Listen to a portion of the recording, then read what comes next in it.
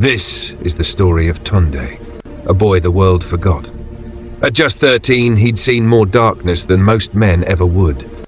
Born under a broken bridge in the outskirts of Lagos, Tunde never knew the meaning of family, comfort, or safety. He didn't know what it felt like to be tucked into bed or kissed goodnight. He didn't even know his birthday. What he did know were the sounds of chaos, the endless honking of buses, the hiss of frying oil from roadside vendors, the shouts of conductors fighting for passengers. That was his lullaby. His roof was a torn umbrella, his mattress a flattened cement bag, and his best friend a worn-out notebook he had picked from the trash. But Tunde was different from the other street kids. He had something they didn't, a brain sharp enough to cut through despair. He loved to learn.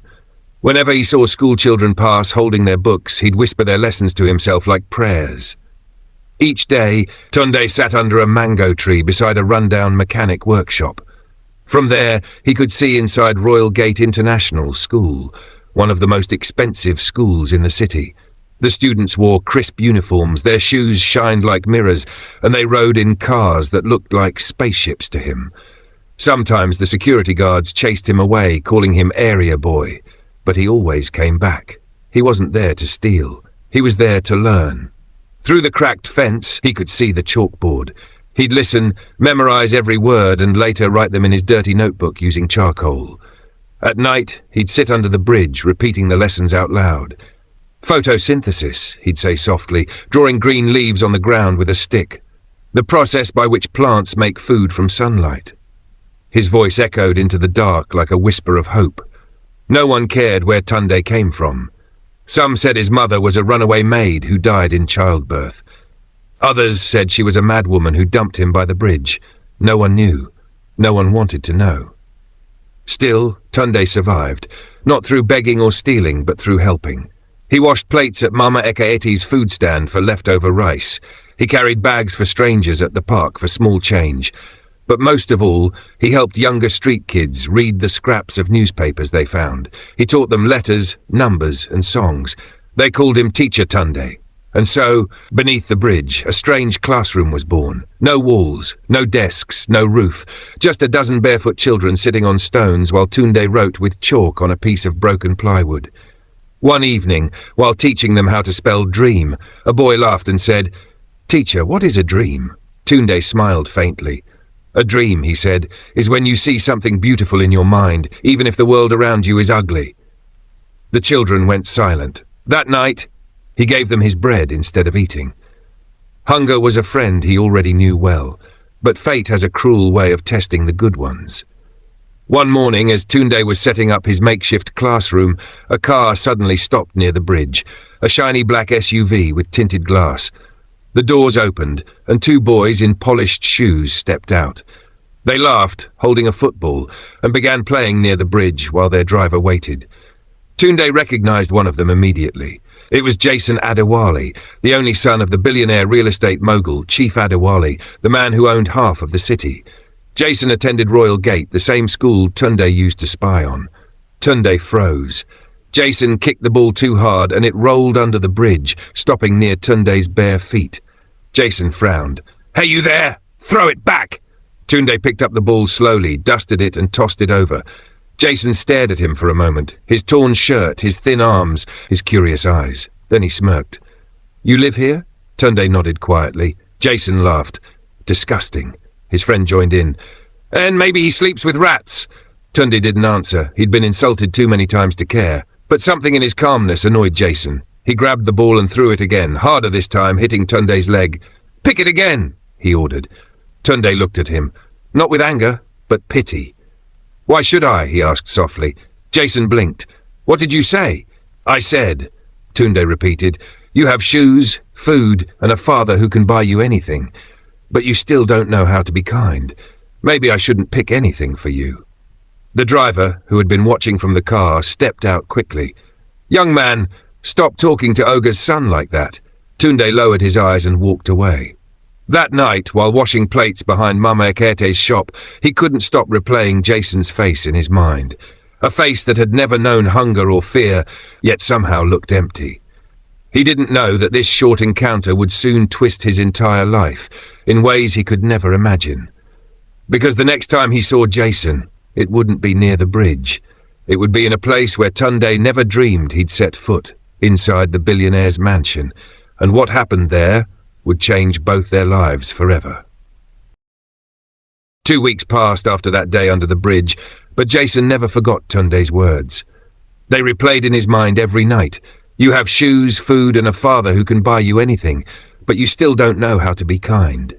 At first, Jason laughed it off, but something about that moment cut deep, in a way no insult from his classmates ever had. He didn't understand why. Maybe it was because Tunde wasn't angry when he said it. He was just right. Jason's father, Chief Adewale, was one of the richest men in Lagos, but also one of the busiest. He believed in results, not emotions. If money can't solve it, he often said, then it's not worth my time. Jason's mother had died when he was 7. Since then, the mansion had been filled with luxury, but empty of warmth. His father's face was always behind a laptop screen or on a phone call. The maids and drivers treated Jason like glass, afraid to correct him, so he grew spoiled and lonely. One morning, Jason's teacher called Chief Adewale. Sir, Jason's performance is dropping badly. He's bright, but he doesn't pay attention. I recommend a personal tutor. Chief sighed. Hire whoever you need. Just get me results. That same afternoon, fate made its move. Tunde was washing plates when a well-dressed woman approached Mama Ekaete's stand. Good afternoon, she said, smiling. I'm looking for a boy named Tunde. Someone told me he helps children read. Mama Ekaete nodded, suspicious. Not true, madam, but wetin happen? The woman handed her a card. I work for the Adewale family. Chief wants to see him. Tunde froze. His heart raced. The Adewale family? The same one whose son insulted me? Why would they want to see me? Mama Ekaete frowned. You sure say he no do anything wrong? The woman smiled again. No, Chief heard something. Interesting. He just wants to meet the boy.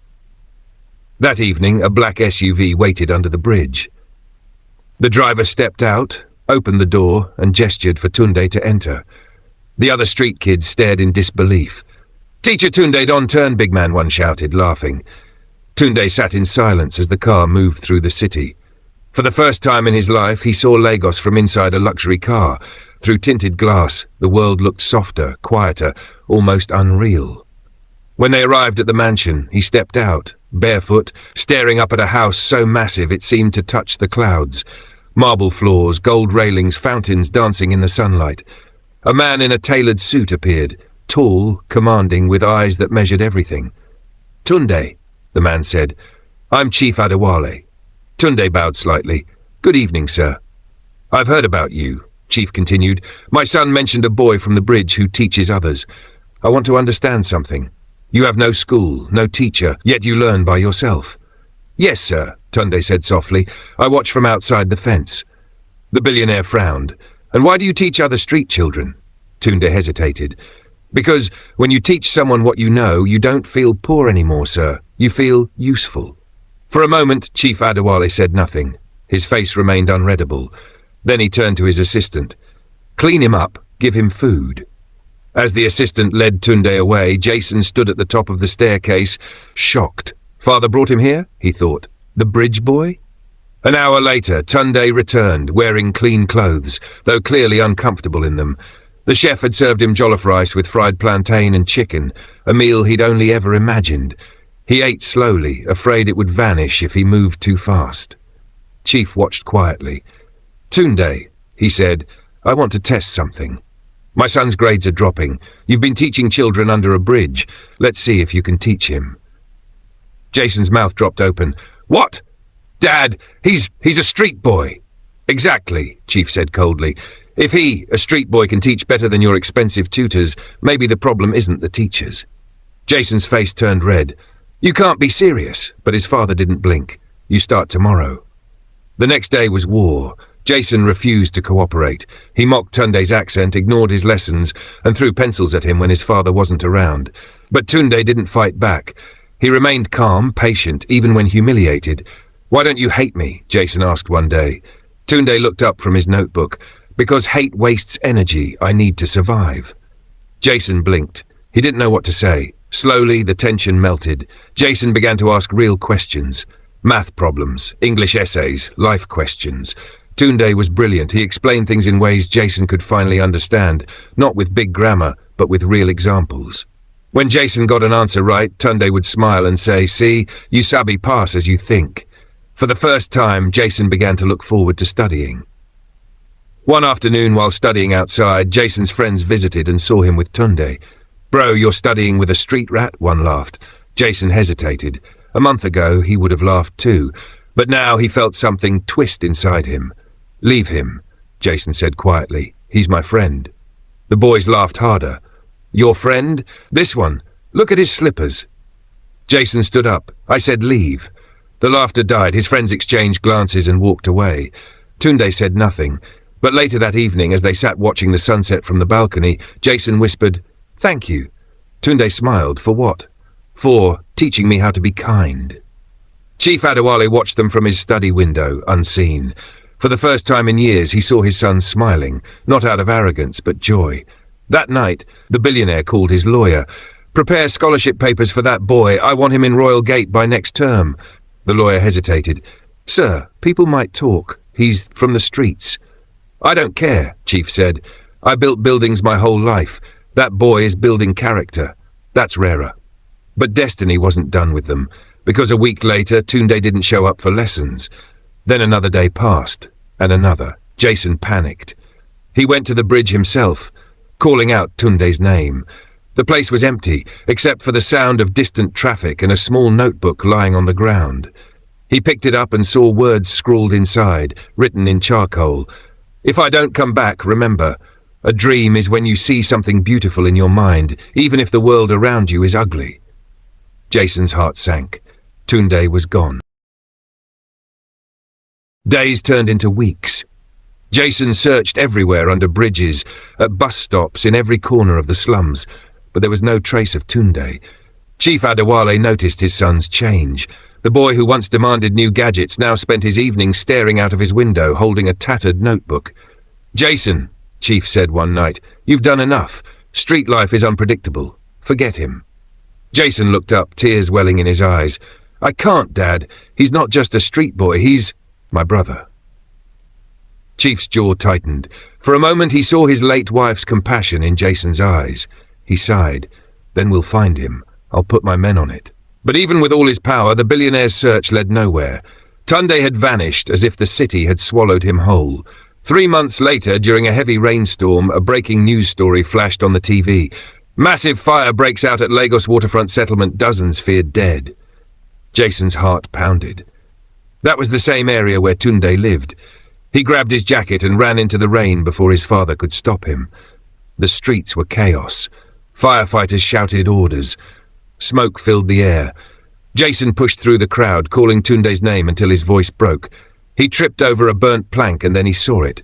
A familiar bracelet made of coloured strings, half burnt, lying in the ashes. It was Tunde's. Jason fell to his knees, clutching it, rain mixing with tears on his face. "Why?" he whispered. "You taught me how to live, and now you're gone." That night, Chief found him sitting silently by the fire truck, holding the bracelet. Without saying a word, he sat beside his son, for the first time not as a billionaire, but as a father. Jason whispered, "He wanted to be a teacher, Dad, not for money, just to make people better." Chief nodded slowly, "Then we'll make his dream come true." Weeks passed. Chief Adewale announced something that shook the city. At a press conference, standing beside his son, he said, "Today I'm creating the Tunde Foundation, a school for homeless and abandoned children across Nigeria. Every child deserves a chance, no matter where they're born." The reporters went silent. Some thought it was a publicity stunt. But when the first centre opened near the same bridge where Tunde once taught, even the skeptics couldn't hold back tears. Jason became the youngest volunteer teacher there, using the same notebooks Tunde had written in. He taught math, English and kindness just as his friend had. But life, once again, had a surprise waiting.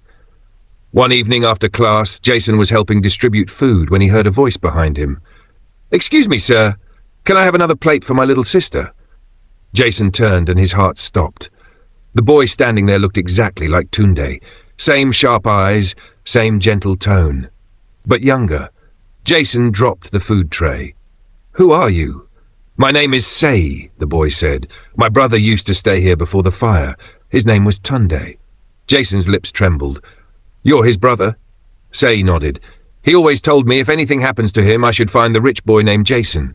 He said he's not like the others." Tears rolled down Jason's cheeks. He knew this would happen. Sei smiled faintly. "He said one day we'll both wear uniforms. Not the same kind. Yours will be neat. Mine will be earned." Jason took Sei home that night. Chief Adewale agreed immediately to sponsor him. The mansion, once filled with silence, now echoed with laughter again. But one rainy night, while going through old charity reports, Chief discovered something that froze him. Among the list of fire victims, one name stood out: Tunde Adewale. Chief's hands trembled. He looked again. The report said, "Body of male, approximately 13 to 15 years old, found near the waterfront. Name identified from notebook inscription, Tunde Adewale." Adewale? The chief's own surname. He grabbed the notebook. Jason always kept the one Tunde had left behind. Inside the back cover, faintly written in pencil, were these words: "If someday someone named Adewale finds me, tell him I forgive him. Tell him I am his son." Chief dropped the book. His knees buckled. No, that's impossible," he whispered. But the truth was like a wave crashing through his heart. Years ago, before he became a billionaire, before fame and fortune, he had been in a relationship with a young woman from the slums. She got pregnant, but his parents, fearing scandal, forced her away. He never saw her again, until now. Tunde was his child. Chief stumbled into Jason's room, clutching the notebook. His face was pale, broken. "Dad, what's wrong?" Chief's voice cracked. "Son, Tunde wasn't just your friend, he was your brother." Jason froze. What did you say?" He handed him the notebook. Jason read the last page, his hands shaking. No, this can't be real." They both broke down, father and son, crying in the same house where they once had everything except love. The next morning, Chief called a press meeting again, but this time his tone was different, softer, humbler. "I built empires, I raised towers, but I failed to raise one of my own blood. His name was Tunde, my forgotten son. He taught me the value of kindness before I even knew he existed. I can never undo my mistake, but through his memory, I'll build hope for thousands of others." The nation was moved. For weeks, the name Tunde trended across social media. People began volunteering, donating, and spreading the story of the boy who taught kindness beneath a bridge. Jason never stopped wearing Tunde's bracelet. He told Sei, "Your brother didn't die in vain. He changed my life, and my father's. Now, we'll change others." And from that day on, whenever it rained, Jason would look out the window and whisper, "You made me who I am, Tunde. Thank you." Years passed. The Tunde Foundation grew from a single learning shelter under the bridge into a chain of schools across the country. Each classroom carried Tunde's name painted on the wall. No child deserves to learn from hunger. Jason was no longer the proud, spoiled boy who once mocked a homeless child. He had become a man with purpose, humble, soft-spoken, and deeply respected. At 22, he ran the foundation full-time, teaching, mentoring, and managing hundreds of volunteers. His father, now older and gentler, had stepped away from business to dedicate his fortune to Tunde's dream. Every year, on the anniversary of the fire, they visited the rebuilt bridge. Children would gather there, laughing and reading books, the same place that once echoed with pain and hunger, now shone with hope. One afternoon, Jason stood before a crowd of journalists at the newly built Tunde Memorial Academy. He was about to unveil the statue of the boy who had changed everything. He took a deep breath and began to speak. "Years ago," he said, voice trembling, "I met a boy who had nothing, no food, no shoes, no family. But he had something greater than all of that, a heart that refused to hate." The crowd went silent. "He taught me that wealth isn't measured by what you have, but by what you give. My father and I owe our lives to his lesson. Today, we dedicate this academy not to our success, but to his kindness." As he pulled the cloth off the statue, the crowd gasped. It was Tunde, barefoot, holding a book close to his chest, looking toward the sky.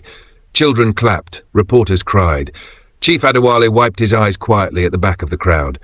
Later that night, after everyone had left, Jason stayed behind. The sky was filled with stars. He sat by the statue, talking as if Tunde was sitting beside him. "You know," Jason said softly, "you once told me that teaching others makes you feel rich. I get it now. Every time I see those kids smile, I feel like you're here." A gentle wind blew through the trees.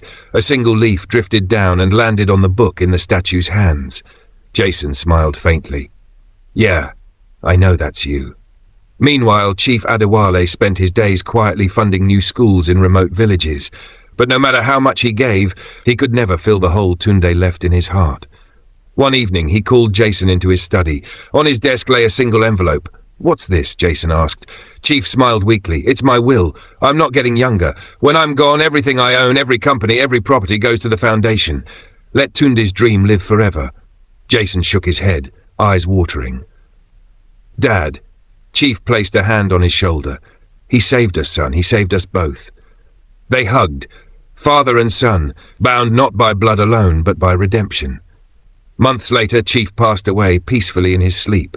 The funeral was attended by thousands. But among all the wreaths and flowers, one stood out. A simple wooden board placed beside his casket, carved with words he once heard from a barefoot boy under a bridge. "When you teach someone what you know, you don't feel poor anymore. You feel useful." Years rolled on. Jason was now married, with children of his own. But no matter how busy life became, he never missed his annual visit to the bridge. He'd sit there with his eldest son and tell him stories, not of wealth, not of luxury, but of a boy who had nothing yet gave everything. "Dad," the boy asked one day, "was Tunde real?" Jason smiled. "More real than anyone I've ever known." "Do you miss him?" Jason looked up at the sky. "Every day. But when I see you and your sister smile, I know he's still here, in all of us." One rainy evening, many years later, Jason returned to the old bridge alone. The city had changed. Taller buildings, brighter lights, but the river still whispered the same songs it did when Tunde taught beneath it. As lightning flickered, he placed a small candle by the statue. "Brother," he whispered, "we did it. You're everywhere now. Every child who learns to read, every hungry kid who gets a meal, that's you." A gentle breeze blew out the candle. Jason closed his eyes, smiling through his tears. Somewhere in that silence he heard a familiar voice, faint, distant, yet full of warmth. "See, you sabi pass as you think." Jason chuckled softly. "Yeah, Tunde, I sabi pass as I think." He turned and walked away as the rain began to fall, not cold or harsh, but peaceful, like a blessing. The camera pans upward toward the glowing city skyline, where the sign Tunde Foundation flickers in gold.